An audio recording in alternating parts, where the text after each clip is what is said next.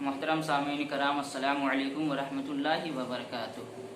میں محمد چاند اشرفی، متعلم جامعہ چشتیہ خانقاہ حضور شیخ العالم علیہ رحمہ ردولی شریف، میں آج آپ کے سامنے ماہ رمضان اور نزول قرآن کے متعلق کچھ عرض کرنے کے لیے حاضر ہوا ہوں۔ نحمدہ ونصلی علی رسولہ الکریم، اما بعد، فاعوذ باللہ من الشیطان الرجیم، بسم اللہ الرحمن الرحیم۔ شہر رمضان الذی انزل فیہ القرآن، صدق اللہ مولانا العظیم وصدق رسولہ النبی الامین الکریم، ونحن علی ذلک لمن الشاہدین والشاکرین والحمد للہ رب العالمین۔ حضرات محترم، رب تبارک و تعالیٰ نے قرآن مقدس میں ارشاد فرمایا کہ شہر رمضان الذی انزل فیہ القرآن، اس کی تشریح اور تفسیر یہ ہے کہ عطیہ بن اسود کہتے ہیں کہ میں نے حضرت ابن عباس رضی اللہ عنہ سے روایت کیا کہ مجھے آیت کریمہ کہ انا انزلناہ فی لیلۃ مبارکۃ کے معنی میں کچھ شک پیدا ہوا۔ حضرت ابن عباس رضی اللہ تعالیٰ عنہ فرماتے ہیں ان سے دریافت کیا گیا کہ مجھے اس آیت میں شک و شبہ پیدا ہوا کہ انا انزلناہ فی لیلۃ مبارکہ کے معنی میں کچھ شک پیدا ہوتا ہے۔ آیت کے معنی ہے کہ ہم نے قرآن کو برکت والی رات میں اتارا، اور قرآن مجید تو تمام مہینوں میں اترا ہے۔ تو اللہ تعالیٰ کا ارشاد ہے وَقُرْآنًا فَرَقْنَاهُ لِتَقْرَأَهُ عَلَى النَّاسِ عَلَى مُقْسٍ، کہ ہم نے قرآن کو جدا کر کے اتارا تاکہ آپ وقفے کے بعد لوگوں کو سنائیں۔ تو پس جب مختلف اوقات میں اس کا نزول ہوا تو ایک مبارک رات میں نزول کے کیا معنی ہے، یہ تعارض کس طرح سے رفع ہو؟ تو حضرت ابن عباس نے جواب دیا کہ ماہ رمضان کے اندر شب قدر میں پورا قرآن یک بارگی لوح محفوظ سے اترا تھا، اور آسمان دنیا میں بیت العزت میں رکھ دیا گیا تھا۔ پھر تھوڑا تھوڑا 23 سال میں حضرت جبرائیل کے ذریعے رسول اللہ پر اترتا رہا۔ اللہ تعالیٰ کے ارشاد فلا اقسم بمواقع النجوم کا یہی مطلب ہے۔ حضرات محترم، قرآن پاک کس طرح نازل ہوا یہ آپ لوگوں کو اچھی طریقے سے پتہ ہوگا، اور جس حضرات کو پتہ نہ ہے تو وہ اس کو بغور سماعت فرمائے کہ داؤد ابو ہند نے کہا کہ میں نے شعبی سے دریافت کیا کہ ماہ رمضان وہ مہینہ ہے جس میں قرآن نازل ہوا، تو کیا حضرت صلی اللہ علیہ وسلم پر قرآن پاک برسوں میں نازل نہیں ہوا؟ انہوں نے جواب دیا کہ قرآن برسوں ہی میں نازل ہوا، البتہ جبرائیل علیہ السلام حضور اکرم صلی اللہ تعالیٰ علیہ وسلم کے سامنے پورا قرآن دہراتے تھے، اور اسی میں اللہ کو جس قدر اور جتنا منظور ہوتا محکم اور برقرار رکھتا، اور جتنا حصہ اللہ کو منسوخ کرنا ہوتا وہ رسول اللہ کو فراموش کرا دیتا۔ شہاب بن طارق نے بروایت حضرت ابو ذر غفاری بیان کیا کہ حضور صلی اللہ علیہ وسلم نے فرمایا کہ حضرت ابراہیم علیہ السلام پر ماہ رمضان المبارک کی 3 راتوں میں صحیفے نازل کیے گئے۔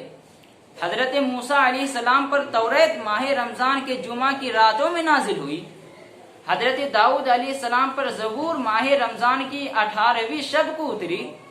حضرت عیسیٰ علیہ السلام پر انجیل ماہ رمضان کی 13 تاریخ کو نازل ہوئی، اور رسول خدا صلی اللہ تعالی علیہ وسلم پر قرآن مجید رمضان المبارک کی 14ویں تاریخ کو اترا۔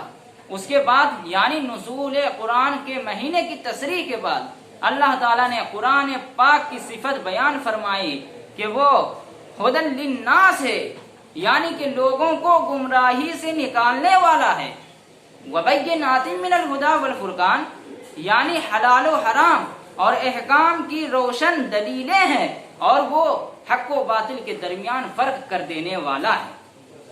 حضرات محترم، ماہ رمضان کے فضائل اور خصائص بیان کرتے ہیں کہ ابو نصر نے بالاسناد حضرت سلمان فارسی رضی اللہ عنہ سے روایت کی ہے کہ فرمایا کہ شعبان کے آخری دن رسول اللہ صلی اللہ علیہ وسلم نے خطبہ ارشاد فرمایا۔ آپ نے فرمایا، اے لوگو، ایک عظیم المرتبت اور برکتوں والا وہ مہینہ سایہ فگن ہو رہا ہے جس میں ایک رات ایسی ہے جو 1000 مہینوں سے افضل ہے۔